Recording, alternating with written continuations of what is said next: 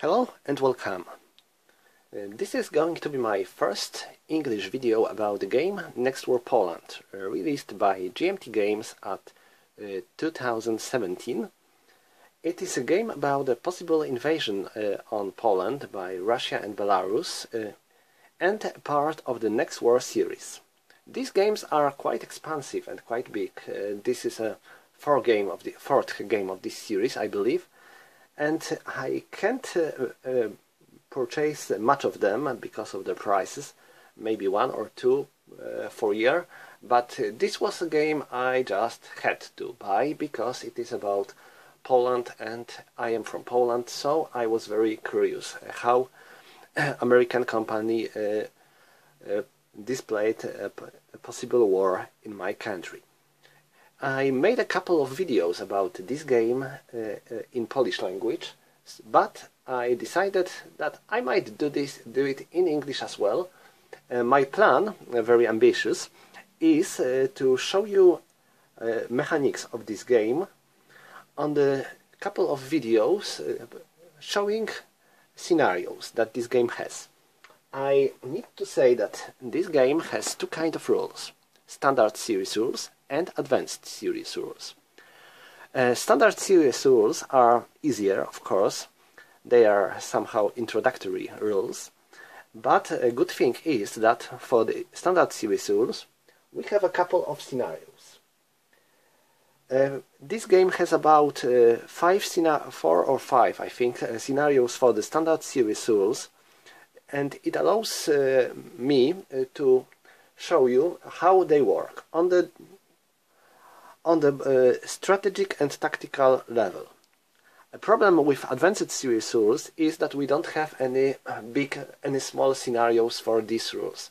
There are only huge scenarios, so it will be quite hard to make a video about it because it would be incredibly long. I think these videos will be long, but using advanced series rules it would make them much bigger. So, for now, I'm gonna stay with standard series rules. We will see later what we can do. Now, about the game itself. The game shows a possible attack on the Baltic states and Poland by Russia and Belarus. I'm not sure if Belarus would actually attack.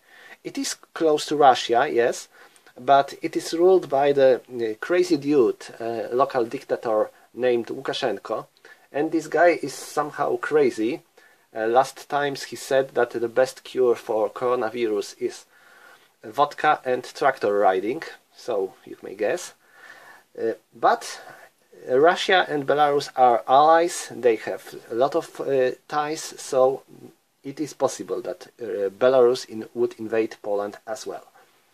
And here you can see a setup for the first scenario of the standard rules. It is called Suwalki Gap.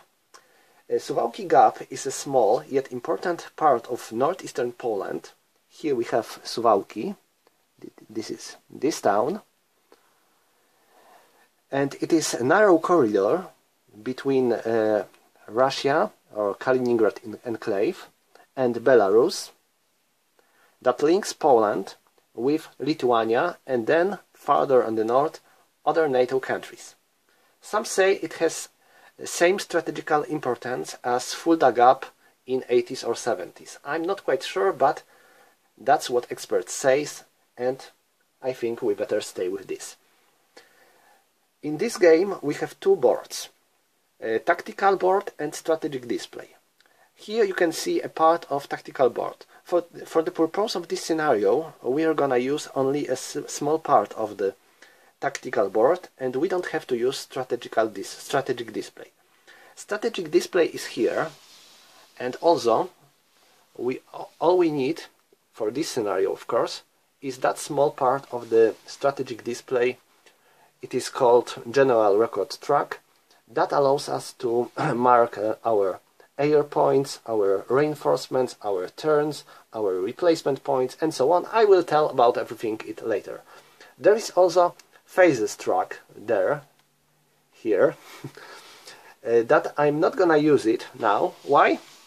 Because we have that very handy standard game sequence of play. We have all phases here, well described, and we have current phase counter, so all I have to do is to place such counter on the play where I need, and I know what phase it is. It is, I think, much easier to play. Also, this game was released in 2017, so 3 years ago, so some things changed. First, Poland created a new fifth branch of its forces called Territorial Defense Force, WOT, because it is abbreviation from Wojska Obrony Terytorialnej, which is in English Territorial Defense Forces. It is a voluntarily light infantry force. A game about these forces was released last year, so you can check it if you wanted to learn more about it. Also, last year Poland purchased a number of F-35. They are gonna be in our air forces in the next years, so I think they should be included in this game. Of course, it was not possible in 2017, but I believe that GMT released somehow some kind of supplement for this game.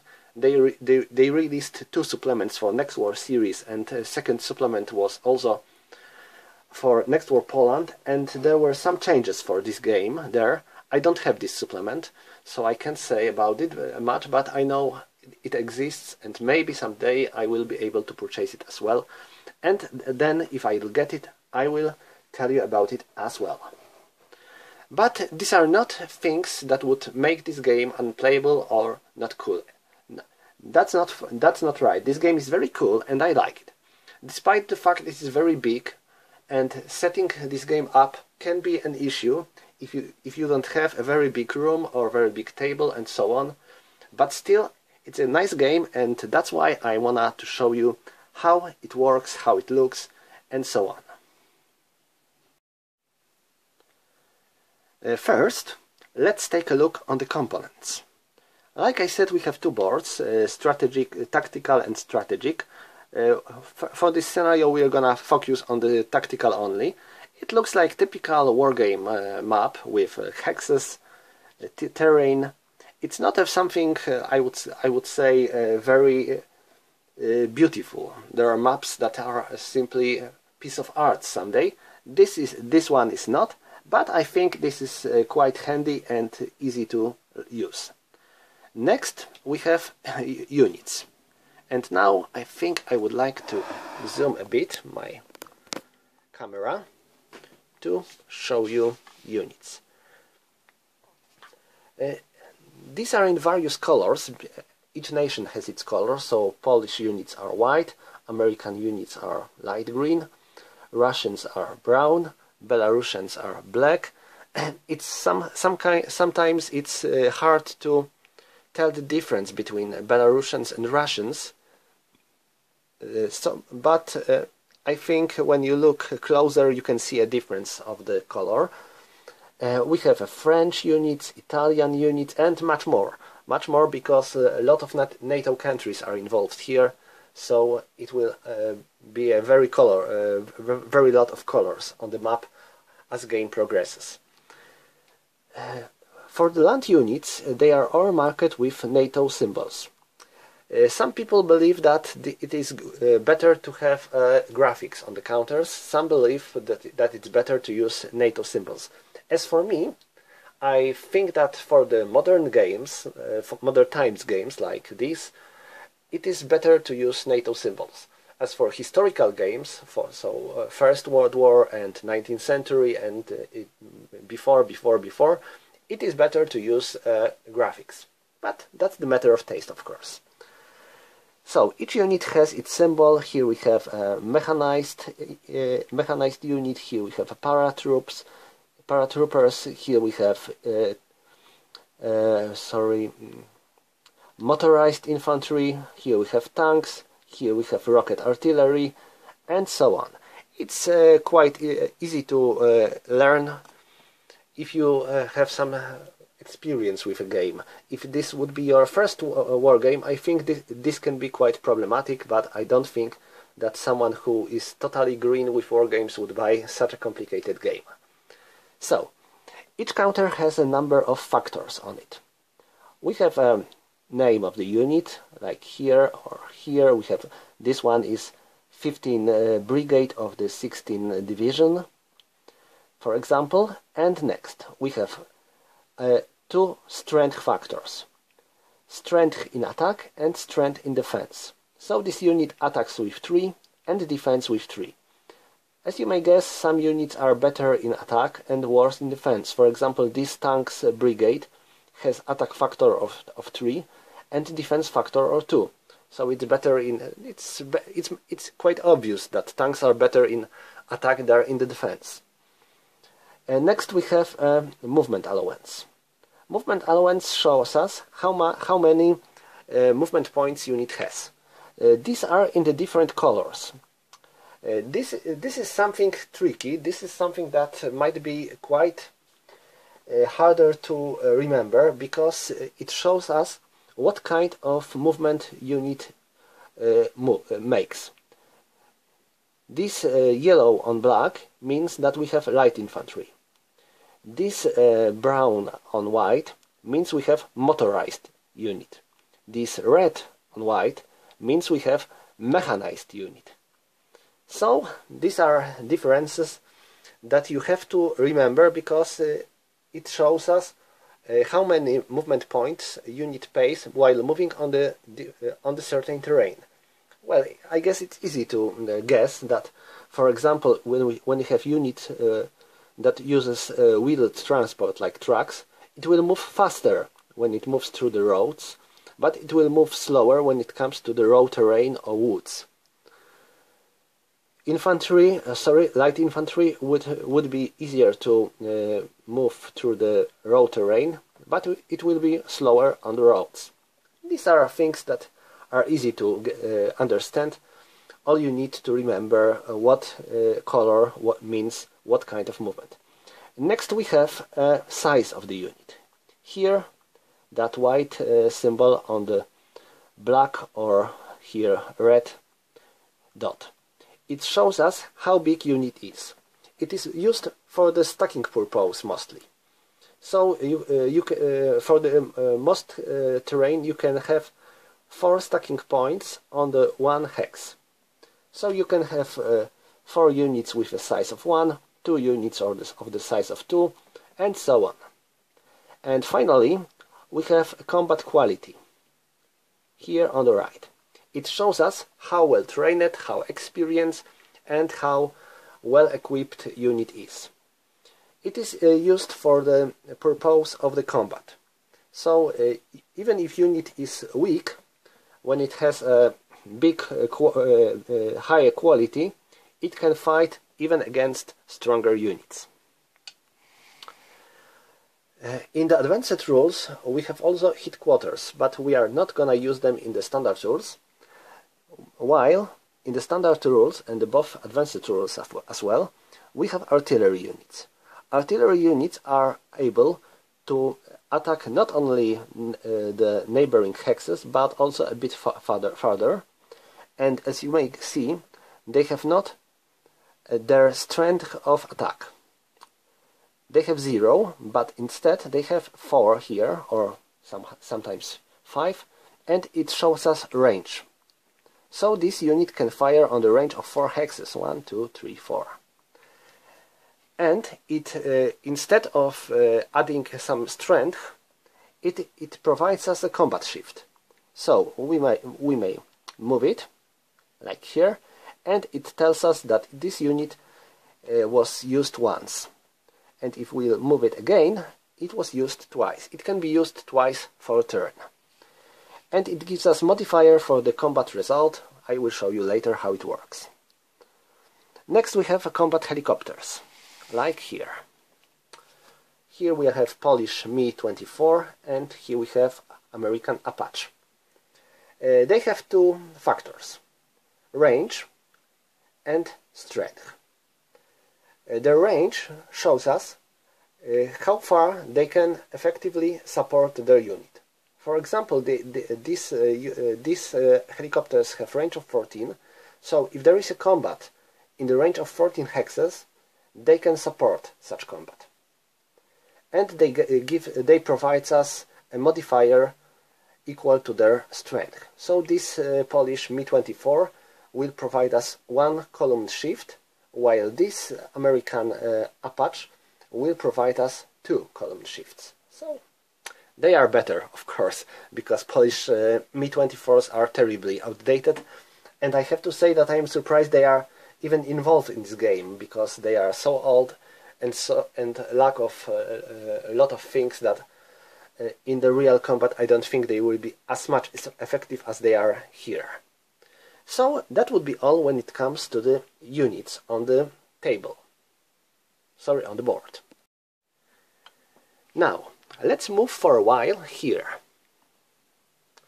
On the general records track. On the general record track has a number of numbers.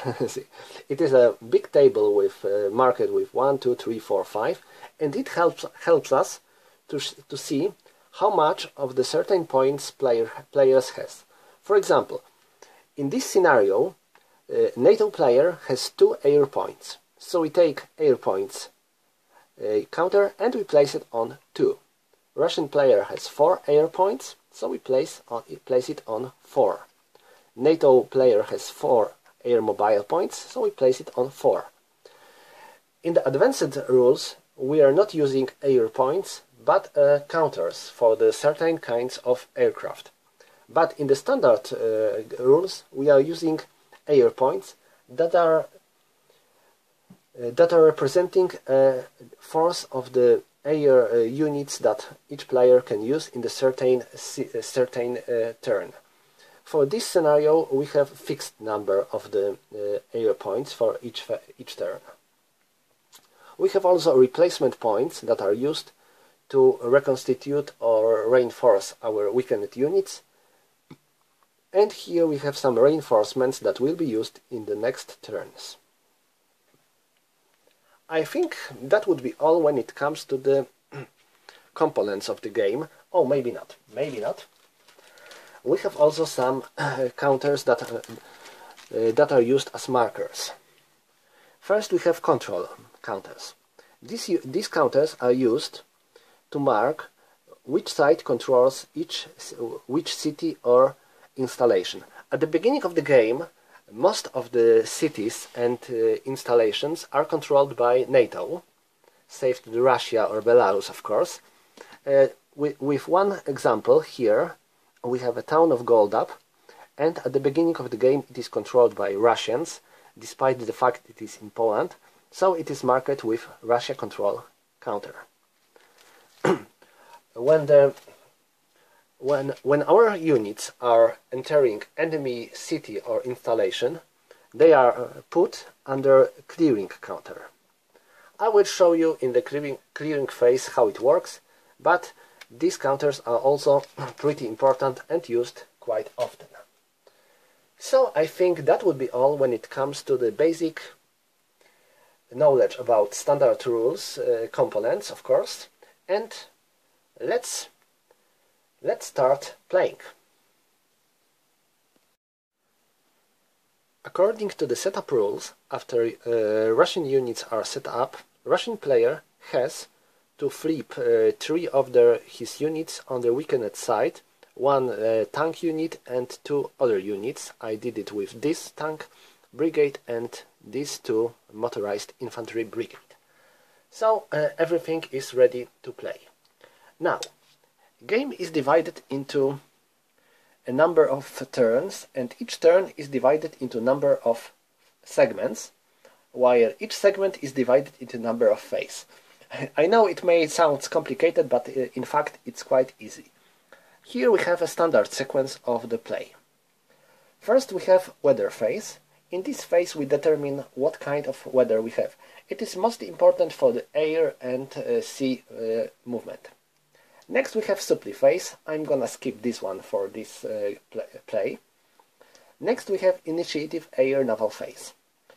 It is not very important in this scenario because we don't have naval units.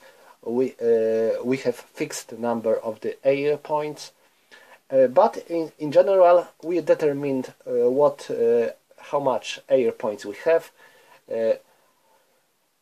We check naval movements, special rules, and so nothing of this is interesting for us for now. Save to the initiative. Initiative is very important in this game because it not only shows normally who starts the game, but also who has initiative. You will see soon why. Next we have initiative, movement and combat phase. It is played only in the initiative turns. So, when we determine an initiative, we see if any of the players has an initiative. If none of the players have initiative, we just skip this initiative, movement and combat phase completely. It is not in the play. But if any of players has an initiative, we have to play this phase. And in this phase, we have a number of segments. First, we have initiative movement segment, and initiative player moves his units. Next, we have initiative combat segment, and initiative player may perform his attacks. Next, we have elite reaction movement segment.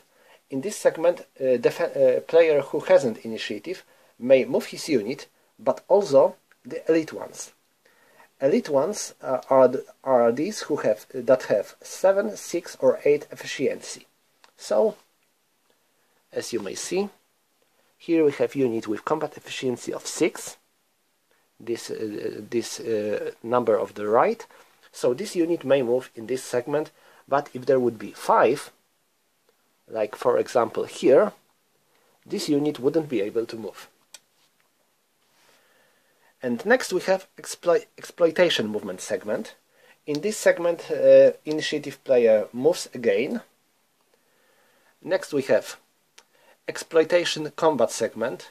In this segment, initiative player attacks again, but with additional modifier with column shift left penalty. So it's harder for him to attack effectively. And next we have reaction movement segment. Non-initiative player may move all his units, and reaction combat segment, non-initiative player may attack. Next, we have basic movement and combat phase. In this phase again we have first movement segment and first combat segment, both for initiative player, and second movement segment and second combat segment for non-initiative player. So, when we have someone who has an initiative, we play initiative, movement and combat phase, and basic movement and combat phase. If none of the players has an initiative, we just play basic movement and combat phase. Initiative, movement and combat phase is not in the game. Next we have reorganization movement reorganization phase, reinforcement phase, and victory determination phase, and game record phase. That I will show you later how everything works here. According to the scenario rules, we are starting this scenario with initiative combat segment. We skip initiative movement segment in this turn, and we start with initiative combat segment. So it is like Russians already made their move, and they have to attack, and we have to perform these attacks. So, okay, let's do that.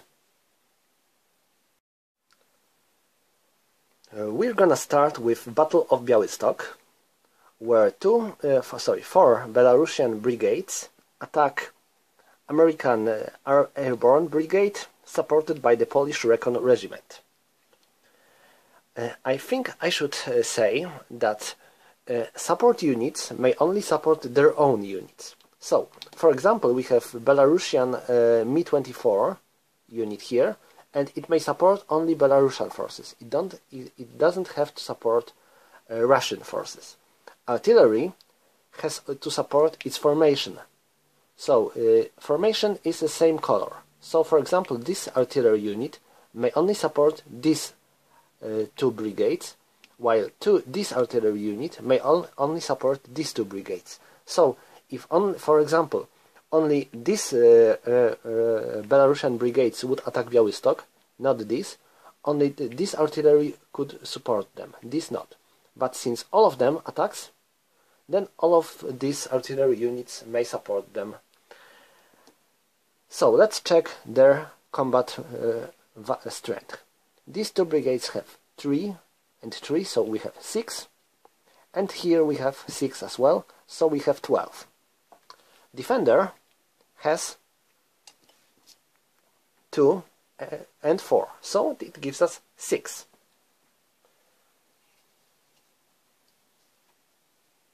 So, but is that all? Not. That's not all. Now let's move to the combat tables. There is a lot of tables here, as you can see. This shows us all kind of strength modifiers, column shift, and so on. That's quite a big number of these, so let's make step by step. We are starting with combat strength modifiers. All attacks across minor, river, bridges, and amphibious assault. No, we are not attacking to the river. Armor advantage into non-fortified, non-forested, non-flat city raw terrain. No, we are attacking into urban hex. Mechanized advanced advantage into non-fortified, non-city, non-blah blah blah. Again, we are not using this. Mechanized units are halved when attacking into marsh, highland woods, mountain or high mountain. No, we are attacking urban hex. And leg units defense in urban hex is strength multiplied by 2. Yes, we have an infantry unit here. This American unit is a leg unit. So its strength is multiplied by 2. So it has 4 multiplied by 2, it has 8. Plus 2 of this, we have now 10. Next we have out of supply, we are not gonna use them. And next we have column shifts. Column shifts are used here. We have to check our initial column shift. Combat odds. We are using urban verse because the defender is in urban hex, and we have 10 against 12. So we have 1 to 1 odds, and this will be our base odds. But it will change. It will change. First, we check combat efficiency.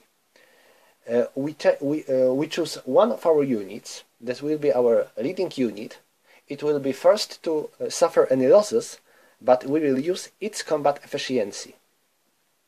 So let's take a look on our units. All Belarusian units have their combat efficiency of 5. So it's not a problem. We can use any of them. We can use any of them as the leading unit.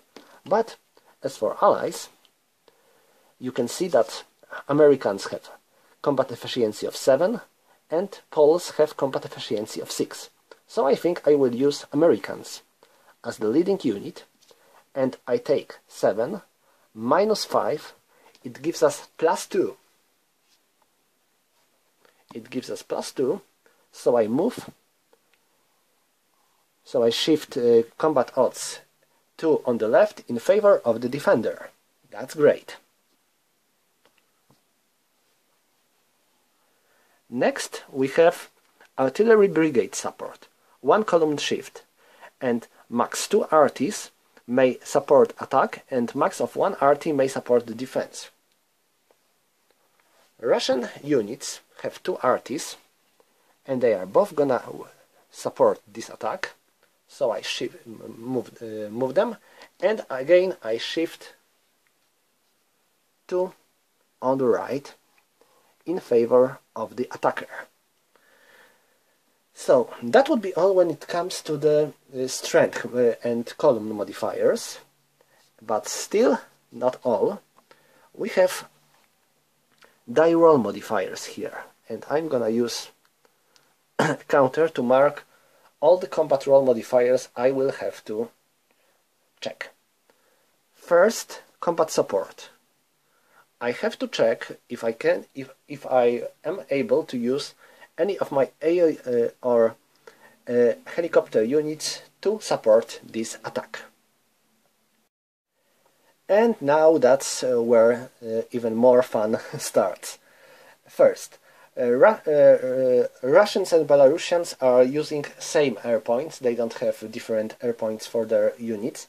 So I'm gonna use two of the Russian air points to support this combat. I move air points counter from 4 to 1, 2, and now I have 2 air points involved in this combat. But that's not as easy as it sounds, because I have to check if these units will survive, because there is still anti-air defense. We have standard air defense fire table. In this scenario, in this phase, Russians have air advantage. So, flying side has advantage. We're gonna check this column, and here we're gonna have to make our first roll. Okay. We add some DRMs for Divert Modifiers for this roll. Per escort point, no. If mission is air transport, no. Target hex is within 2 hexes on the same land area or in the same land area of enemy airfield, installation of naval unit. No. Let's take a look. We have a Białystok and no airport, no naval units in the 2 hexes range. So we don't have it. Target hex is in or adjacent to the hex containing an enemy armor or mechanized unit. Let's take a look. We have enemy mechanized unit, sorry, no, this is recon unit, so I don't think it counts. So no.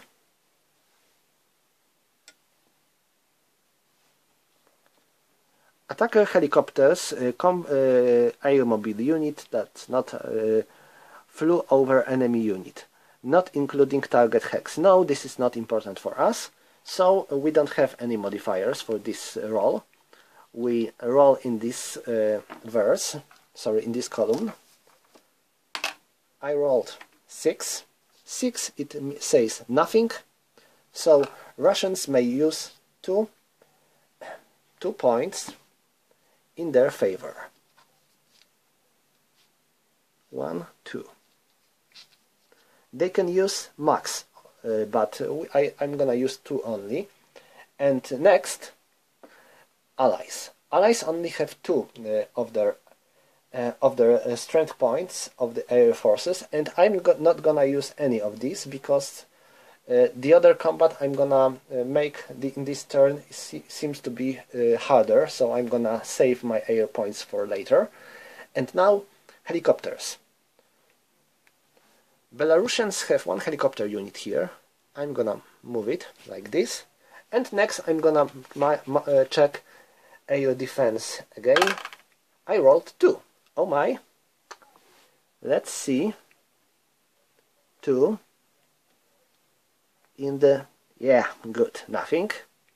So Russians have another -1. It gives us 3. And now NATO might use any of their combat helicopters as well.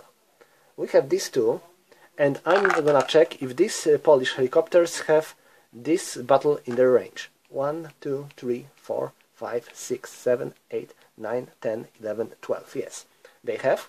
So now I have to check if they can support this combat. Now we're gonna check if firing side has air advantage. So let's make a roll. 5. And now we have subtract -1 because target hex is or adjacent to the hex containing enemy armored of mechanized units.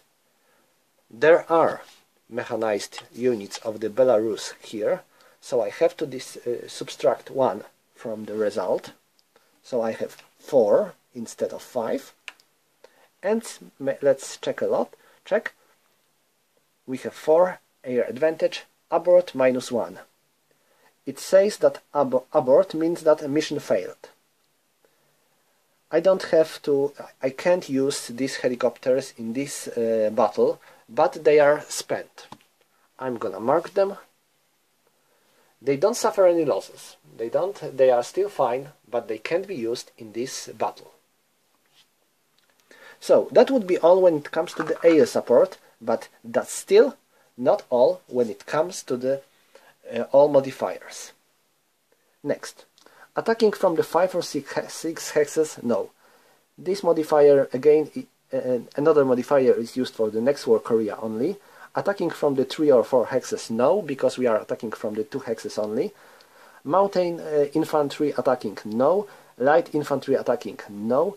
Reminder of the initial odds calculation, yes, this is important, because if we don't have a perfect odds, like 10 to 5 to 10 or so, attacking player gains additional modifier if the odds were too small to gain another shift, but bigger than perfect odds.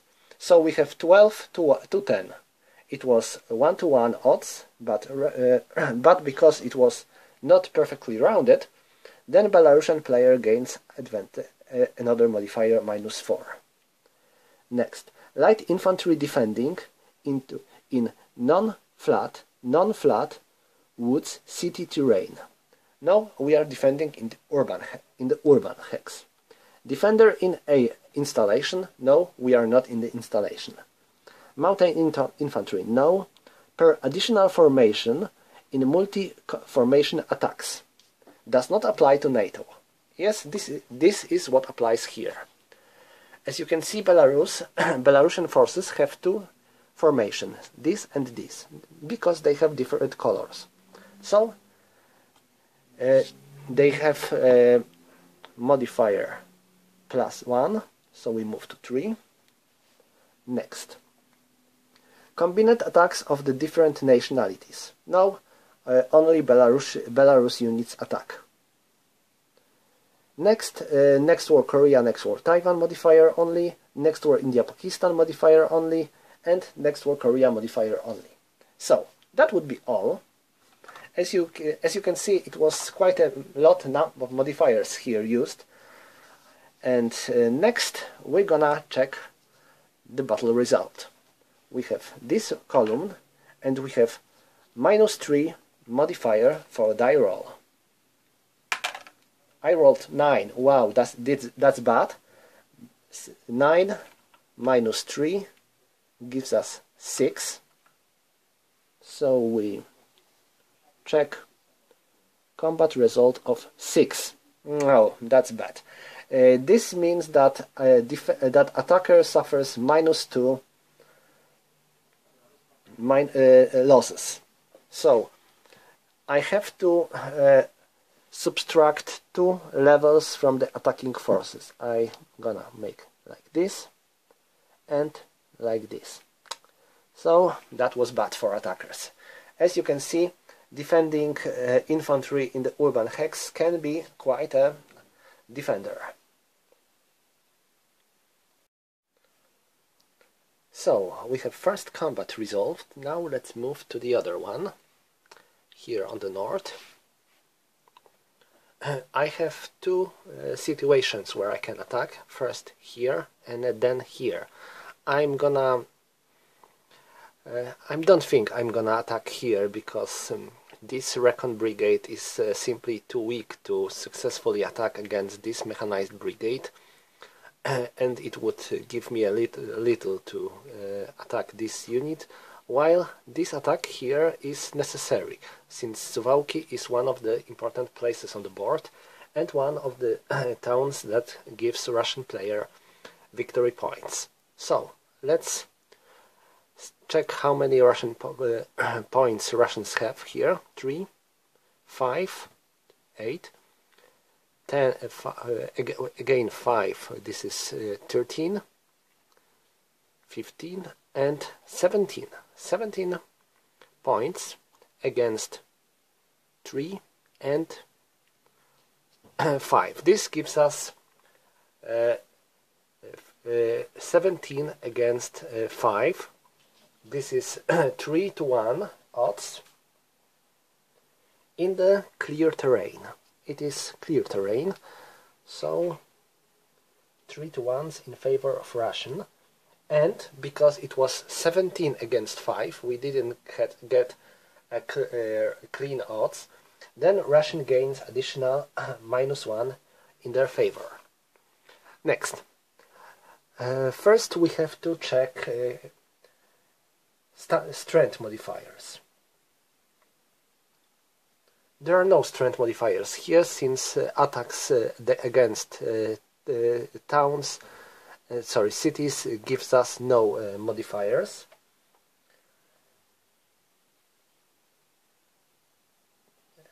Of course, mechanized and armored unit gain has some modifier when they attack clear terrain, but never when they attack a city in the clear terrain. So no modifiers here. Next we move to the column shifts. First we have a combat efficiency check. I'm gonna choose this Russian unit because it has 6 of combat efficiency. As for US units, I'm gonna use this airborne brigade because it has 7 combat efficiency. So Americans gain +1 because they have 7 against 6. So I move to the 2-1. Next I'm gonna use this artillery brigade to gain +1. So I move to the 3-1 back. And that would be all. Oh, sorry, not. When defender is in the city, he gains +2. So I move. It was 3-1 to the 1.5 against 5. So that would be basic. That would be combat odds. And now let's check Divert modifiers. First, air points. Russian player decides to spend 1 air points, and he has to roll against enemy anti-air defense. He rolled 1, and we have mechanized unit in the attacking hex. So we get -1, so we get 0, and 0 in the standard air defense table. Flying side has advantage. It means abort. So Russians cannot use this 1 air point. Good for Americans. Next, NATO decides to spend their 1 movement air point here as well, and I'm gonna make a roll. I rolled 7. There are armored units next on the neighboring hex, so I have to subtract 1, so I have 6, and I'm gonna check 6 in the advantage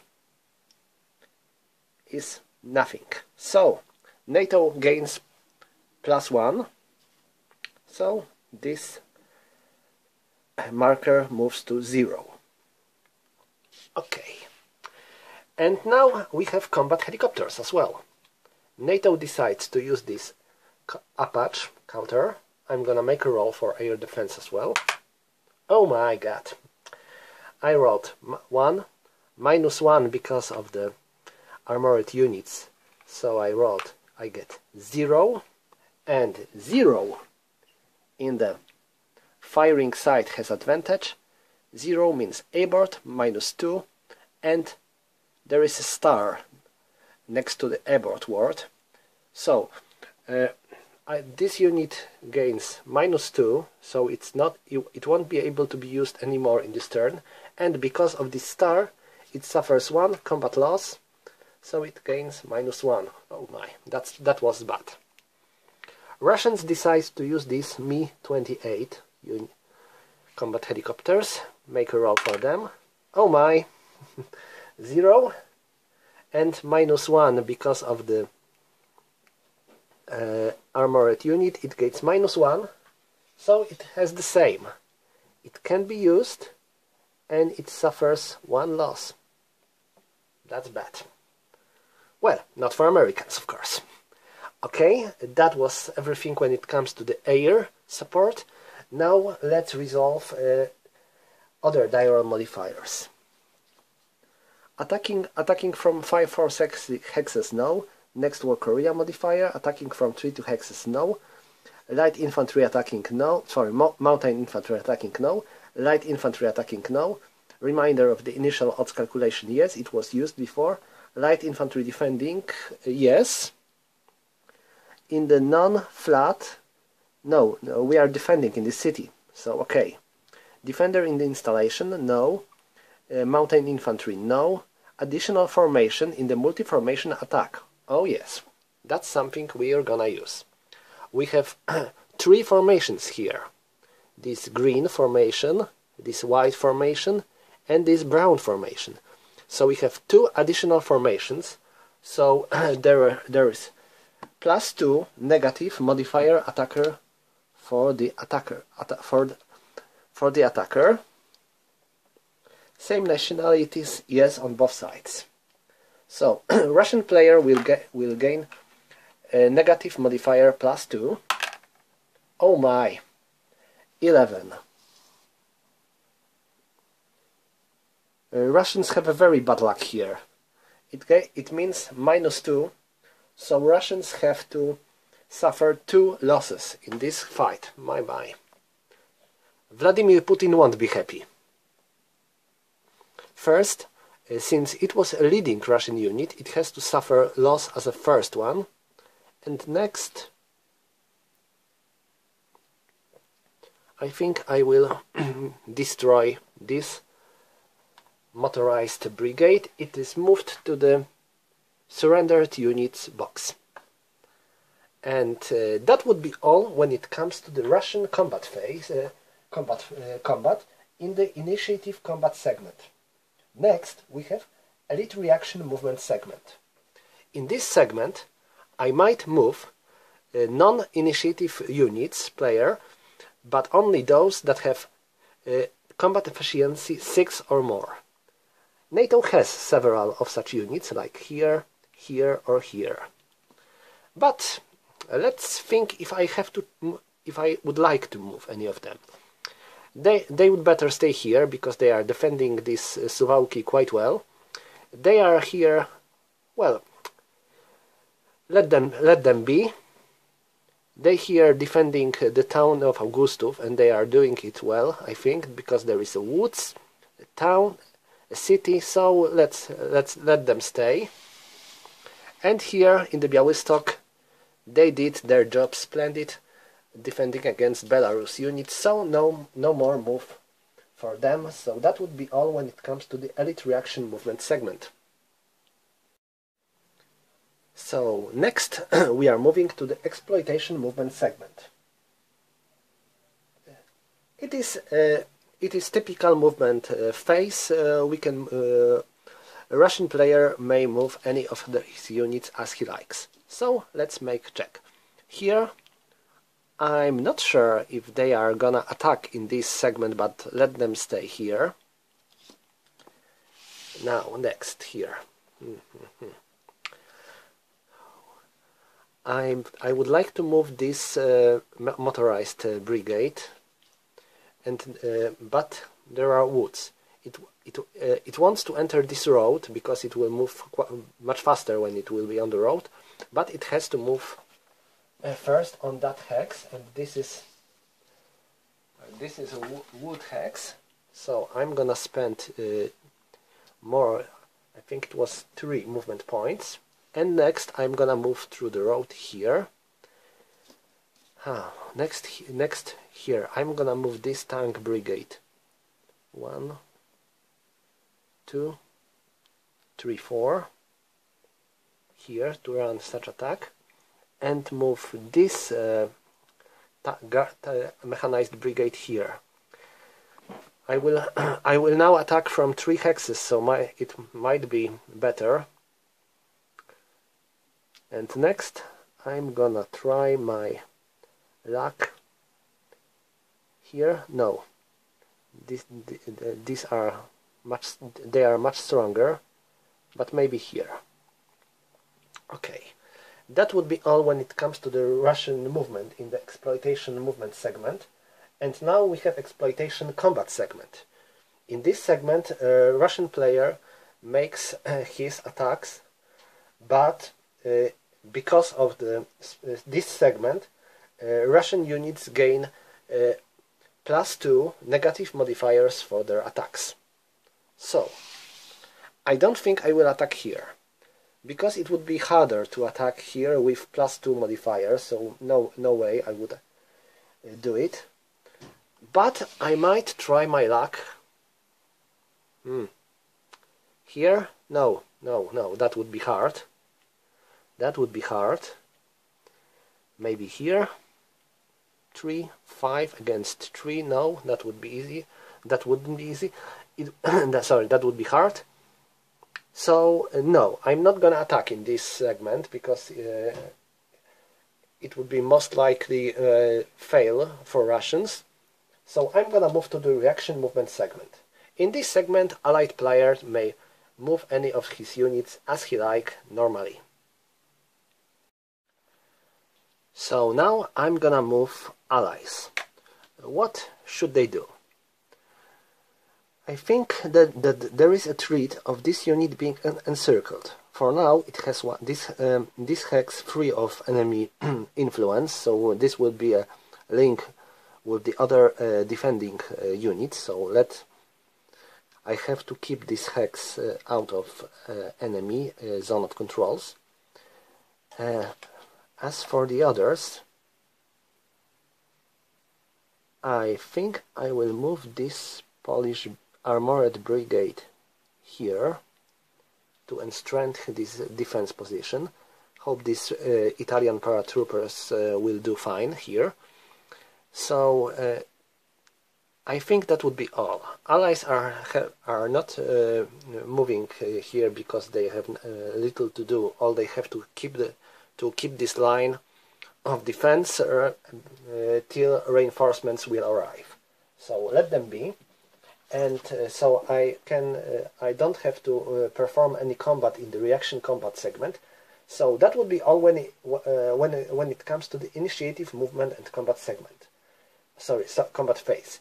Now we are moving to the Basic Movement and Combat phase, which is very similar to the Initiative, Movement and Combat phase, because we have only 4 segments here. Maybe I will show you. We have first movement segment, first combat segment, second movement segment and second combat segment. So no exploitation, no elite reaction here. Just basic move combat, move combat. So Russians are first. I think Russians made their moves before, and they don't have to change anything. They are fine where they are, I guess. Yes, I don't think I will make any further moves here. So let's move to the Russian combat.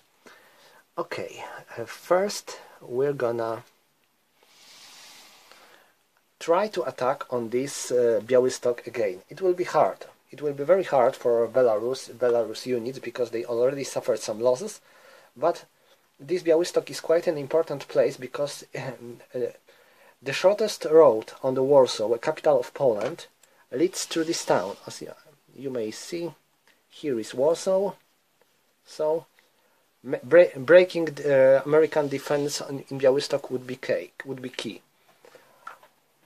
So okay, so let's calculate odds. 2, 5, 7, 10. So we have 10 against 6. But as you probably remember, leg units have their strength double when they are defending in the urban hex. So we have 8 and plus 2, we have 10 against 10. It gives us clear 1-to-1 odds in the urban terrain. Next we have column shifts. We gain plus 2 column shifts because of the artillery, and 5 against 7, it gives us minus 2. So we have plus 2 because of the artillery and minus 2 because of the combat efficiency, so it nullifies itself, and we still have 1-to-1. And next we have combat modifier, Divert modifier. Sorry, first we have air support. I'm gonna check if I can use this Belarusian Mi-24. I rolled 3. I think it is fine. Yes, it is fine. So Belarus gains -1. NATO decides to use this Polish Mi-24. 7. This is fine as well. So it nullifies Belarusian combat helicopters. I'm not gonna use air points for any of the sites, so that would be no combat support. Sorry, no air support in this combat. And next, I'm gonna check if there are any other.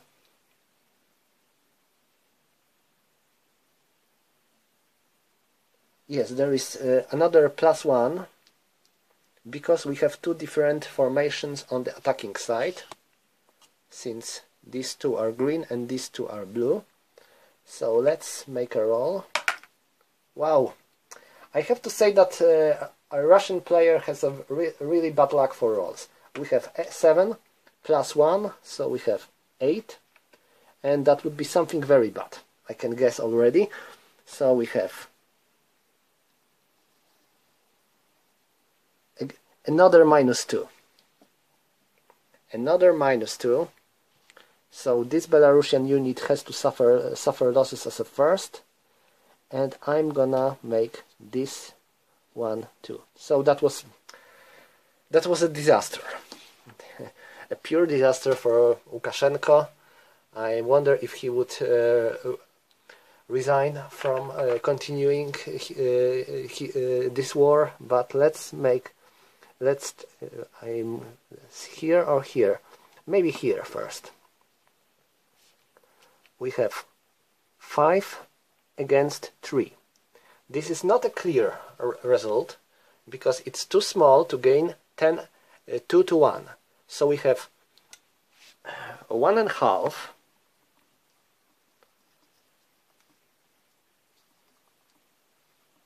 and -1 in favor for Russians. Next, no terrain.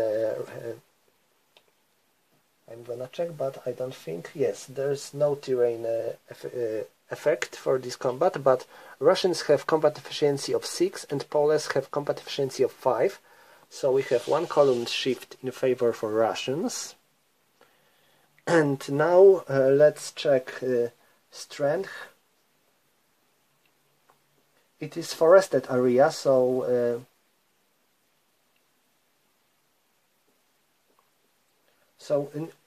it gives us nothing.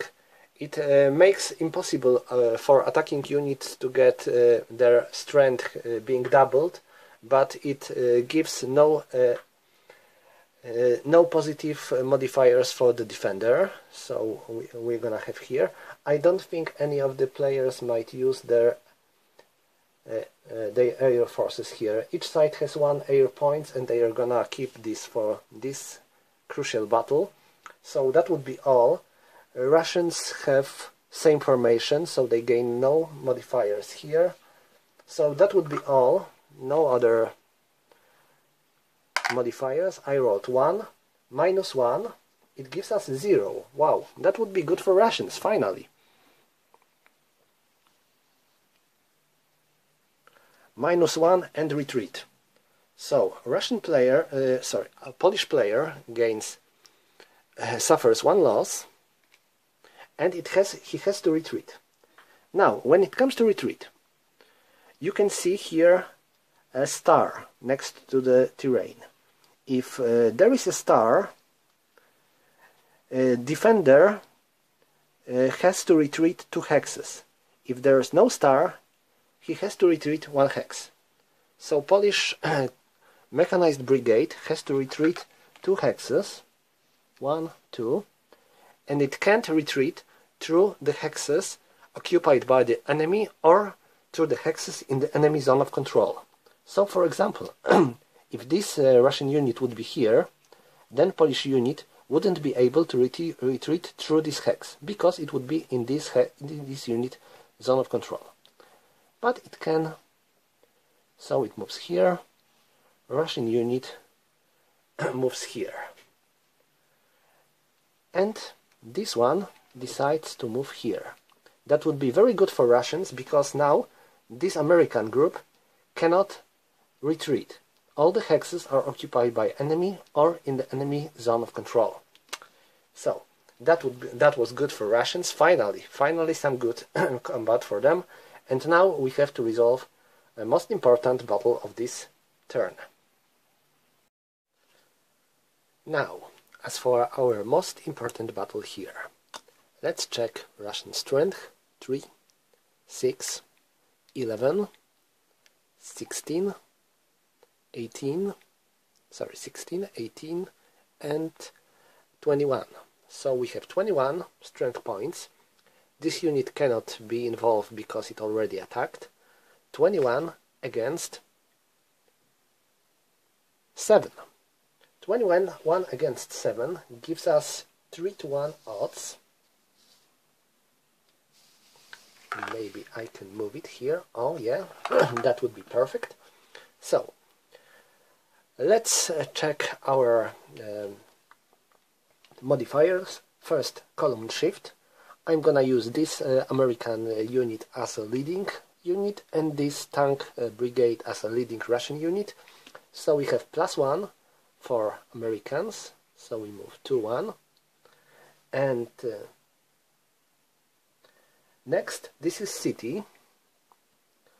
Yes, so we are making 2 shifts in favor of the defender, and Russians are using their artillery brigade, so we get 1 column shift in favor of them. So we have 1.5 to 1 as the basic odds. So now, next, we have to check die roll modifiers. Die roll modifiers are, first, for any air units. Americans cannot use any combat helicopters, but they still have 1 air point they are gonna spend now, and let's make a roll to see if air defense helped or not. Yes, oh my god, 0 minus 1, because we have armored units here. We get -1 on the firing side advantage. It means abort, -3 and star. So allies cannot use this point because they lost 3 air points, and also they suffered 1 loss of the air point permanently. So that was bad. I'm gonna spend 1 air points of Russians as well. Wow, that was good. 9, so they have -1 because of the air points. And next they are gonna use their combat helicopters. This one. Gonna make a roll for air defense as well. 6, that's fine. So they have -2 now. And next, for Russian formations, how many of them we have here? 1 green, 2nd white, and 3rd brown. So Russians have 3 formations, so they have +1 negative modifier. It makes diagonal modifiers back to 0. And next, Russians are attacking from 3 hexes. And because of that, they gain -1. And I think that's all. Let me check. Yes, that's all. So Russians are rolling in the half and 5, 1.5 to 1 with -1 diagonal modifier. Wow! Finally! Seems like Russians started to have some good luck. -1, so it's 0. And 0 in the -1 to half is 1 and 2 retreat. So, Russian units have to suffer 1 loss. This unit is first to suffer a loss. Next, Allied units have to suffer 2 losses. So this unit suffers first, and this unit was already weakened at the beginning of the game according to the special scenario rules, so it is eliminated. And now Allies have to retreat. They have to retreat 2 hexes because they were defending here, and now they cannot retreat because this hex is in the zone of controls of these 2 units. This hex is also in the zone of controls of these 2 Russian units. Oh, sorry, I forgot to mention one thing. Maybe I should do this now.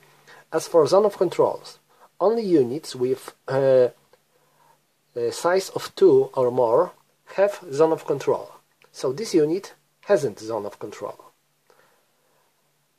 It doesn't change anything since this Russian brigade has this hex in its zone of control, and this hex is in the zone of control of these units.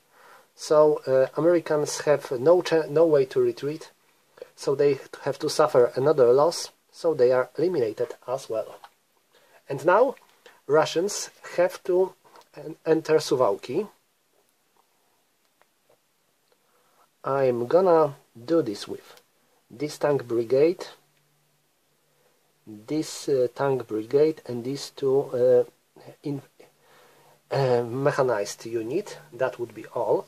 I have 4 stacking points here, 1, 2, 3 and 4, so that's all. And that's all when it comes to this battle. It looks like this combat phase was much better for Russians than all combats before. They finally managed to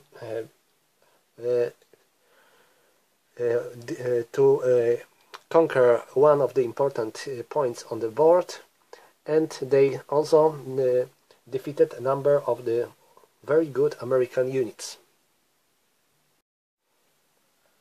I could also attack here, but I don't think it's necessary because there are 2 Polish brigades here, and there is 1 Russian regiment here, so I don't think I need it.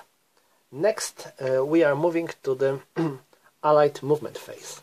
And now Allies have an issue, a real problem, because, well, Suwalki... I forgot about one very important thing. A clearing. Now, when the Polish town was captured by Russians, I have to draw randomly 1 clearing counter and place it on this hex. Till this clearing counter is here, this hex is still not considered as controlled by Russians. They have to perform clearing operations to capture this hex. Okay, let's return to our polis. I think I might do something like this. Here in the Białystok, I will let them be. They are doing good job. They made these Belarusians suffer heavy losses here, so let them be. I might even move this Polish reconnaissance regiment there, 1, 2, 3, 4 to Ełk, since this part of the front is much more in danger than the than the one here. But this might be not very good idea indeed. Why? Because this American unit, being quite strong, it has only one point of size. So if I would remove this regiment here, there would be no zone of controls here or there. So Belarusians would be able to move anywhere they like.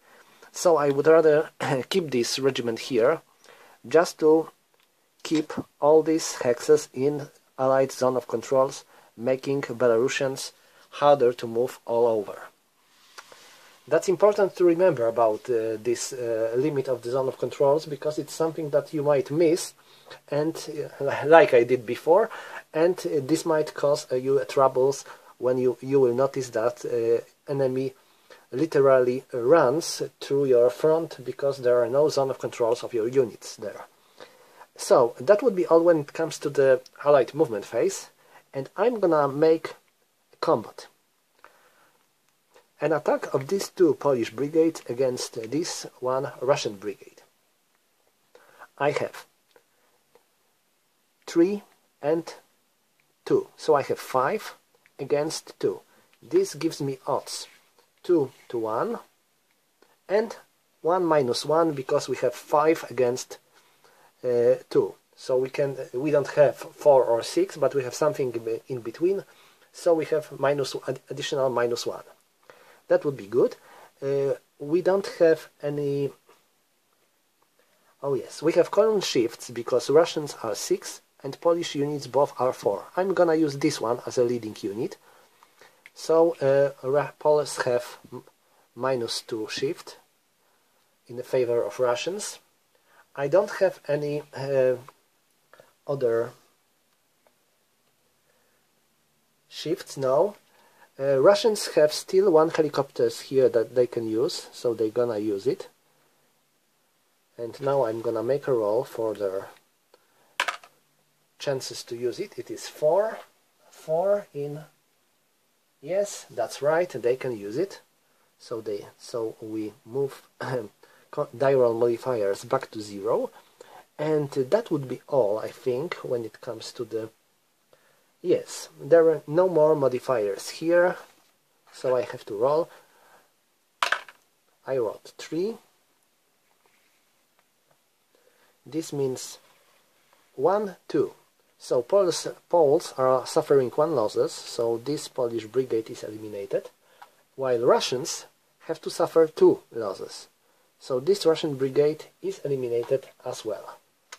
I don't know if it was a good idea or not, but well, I did something. I made Russians to suffer some losses, so I think it might be good. Okay, that would be all when it comes to the basic movement and combat phase. We moved units of both sides, and both sides attacked each other, so we can move to the reorganization phase. There is a lot of things to do in the reorganization phase, so let's check it out. First, rotate all helicopters and artillery to reflect no missions used. So they are all good as new, well, barely, some of them suffered losses, and they can be used again in the next turn. Okay, next. Remove airpoint markers from the game information display. So, it is not necessary here because both players spent all their airpoints. So they don't have any airpoints now, so they have 0 again. Next. Reset aeromobile points. We didn't use any aeromobile points here, so the Allies still have 4 aeromobile points. I'm gonna move them back to 0 now, and they will receive new aeromobile points in the next turn. Next, remove tunnel markers. We don't have to do it because this is only for next War Korea game. And next we have conduct clearing operations. And that's where the fun starts.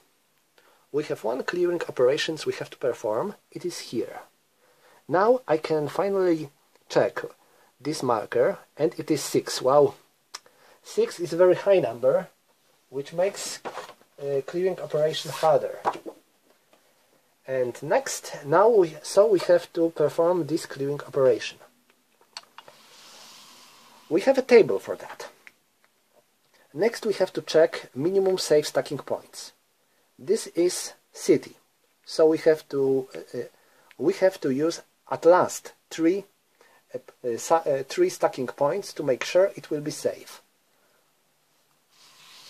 In the Suwalki we have 1, 3, 4.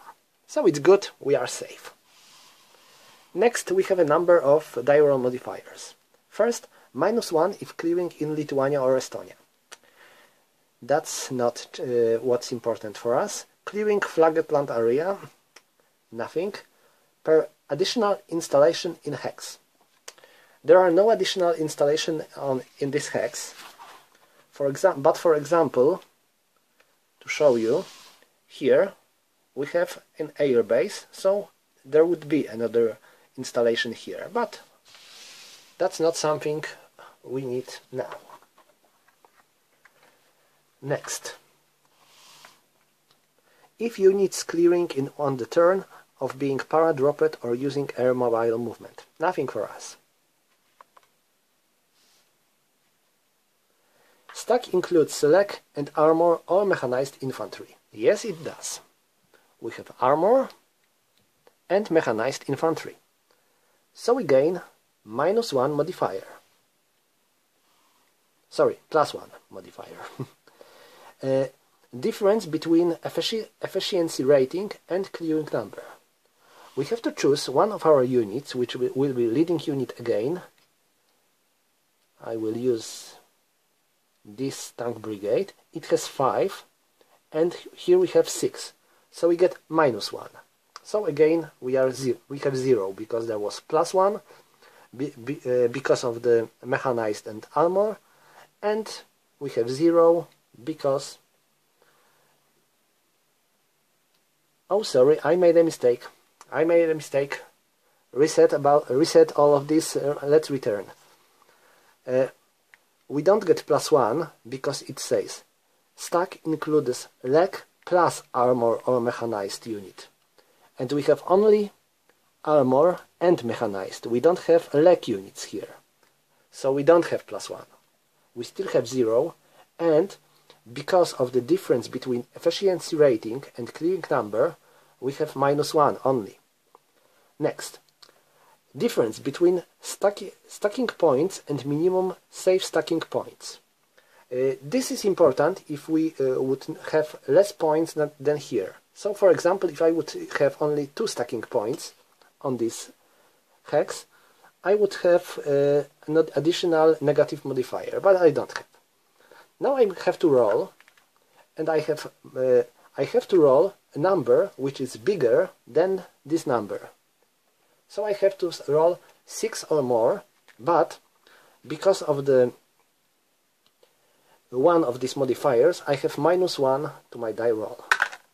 I rolled 1, -1 is 0, so this hex is still not being cleared. It is not controlled by Russians anymore. Poles are showing some resistance, I think, so this hex is still not fully controlled by Russians, and it is not counting for the victory points, for now of course. And that's all when it comes to the reorganization phase. So, next we have reinforcement and replacement phase. In this phase, each side receives units that are coming as reinforcements. This is something new for me, since in the most of the games that I played, you gain reinforcements at the beginning of the turn. But in this system, you receive them at the end of your turn. So, Allies receive 3 units. Polish Airborne Brigade, Polish Air Cavalry Brigade and Canadian Light Infantry Battalion. So, according to the rules, you can place these units anywhere on the board where the air-mobile movement is allowed, but not in the enemy zone of control. So, let's see and think where we can use them much more effectively. I think Olecko is one of these points that needs to be somehow strengthened. You may ask about zone of control, but here is a lake, and lake negates zone of control, so they can be placed here. I think Polish air cavalry will be placed here in Ełk, and this airborne brigade, where should I put them?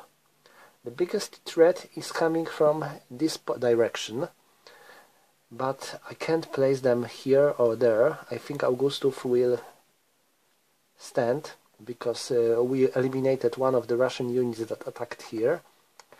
So I will place them in Gajewo, and they will be able. They will be in range of much of the positions. And even so, if Belarusians would like to make their overrun here, they might react.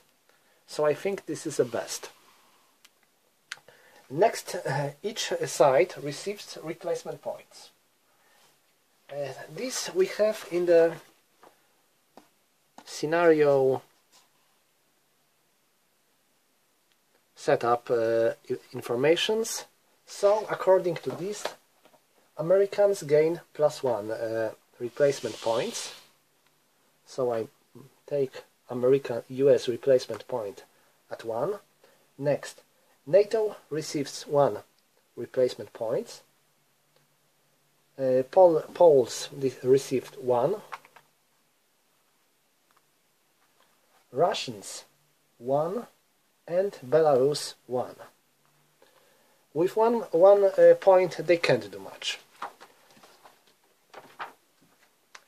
Maybe when they receive more they will be able to do something more, but now when they have only 1 point they can't do much, because you have to pay usually 2 or more points to recover a step, or even more to reconstitution your units. Oh, there is one unit that Russians would be able to